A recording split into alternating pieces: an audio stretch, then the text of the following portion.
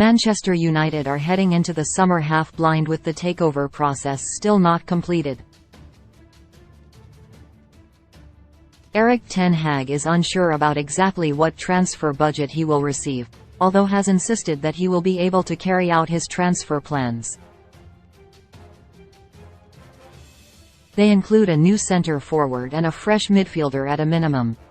Meanwhile, United are set to fund arrivals by selling current squad members as the Reds operate within financial fair play rules following last summer's £225 million spend.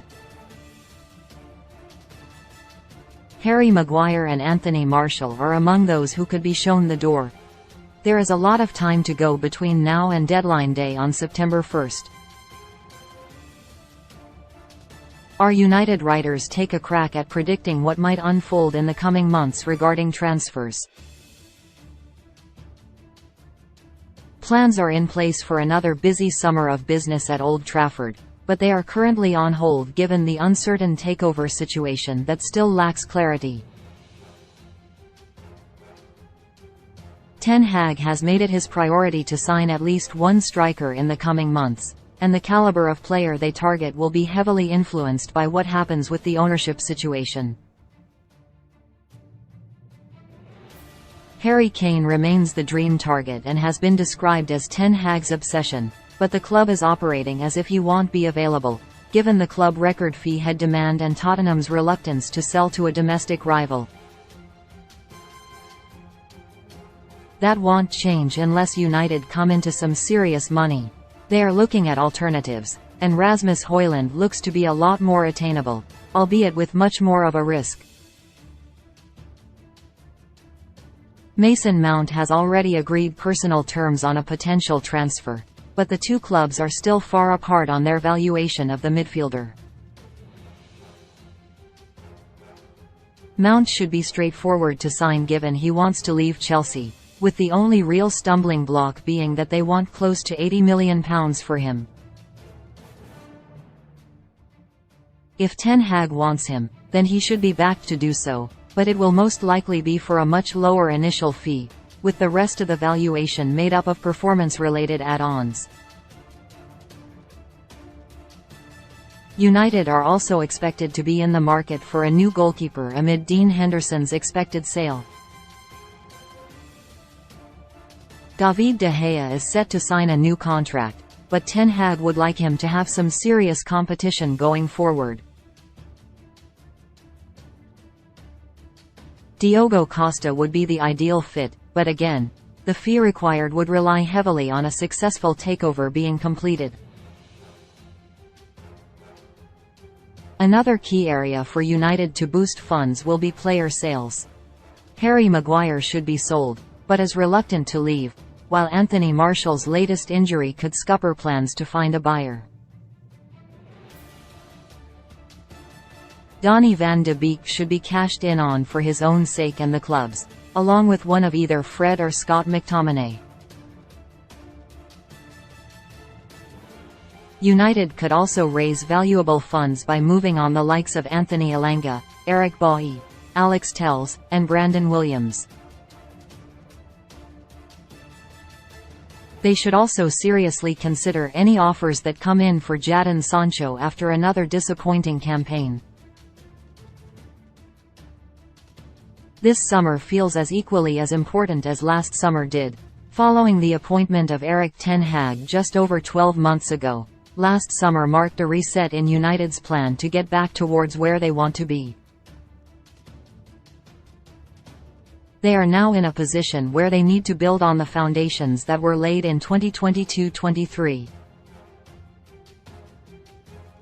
There is no denying that United need better quality in reserve.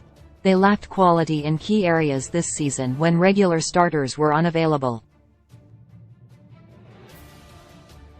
In terms of Ten Hag's strongest starting 11, I would argue that it needs strengthening with a goalkeeper, a central midfielder and, of course, a striker.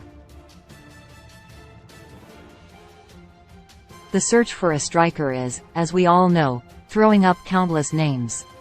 But in my opinion it is Harry Kane, who is Ten Hag's preferred target, that should be the one the club goes all out for.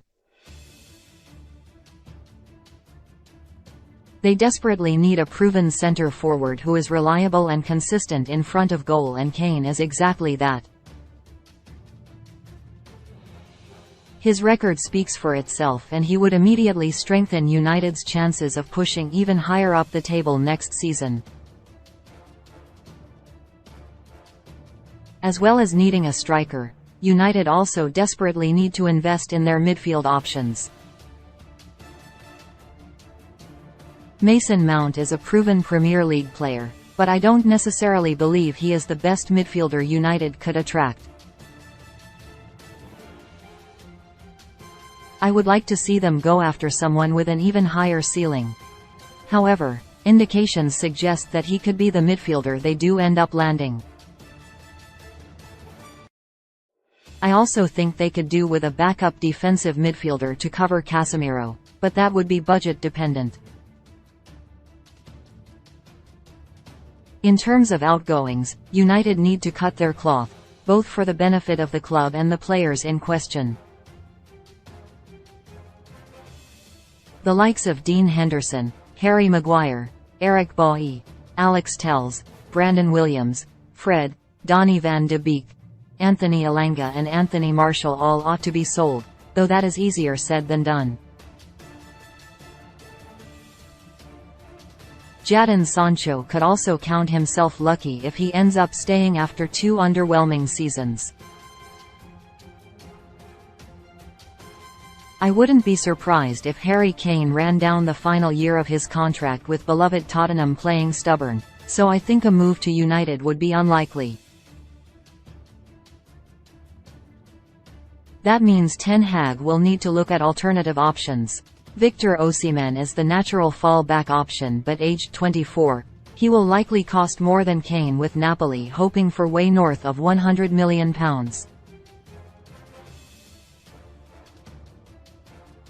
Aside from Rasmus Højlund, who has held talks with United despite not being anywhere near the quality required, I can see Gonçalo Ramos being the most likely mover.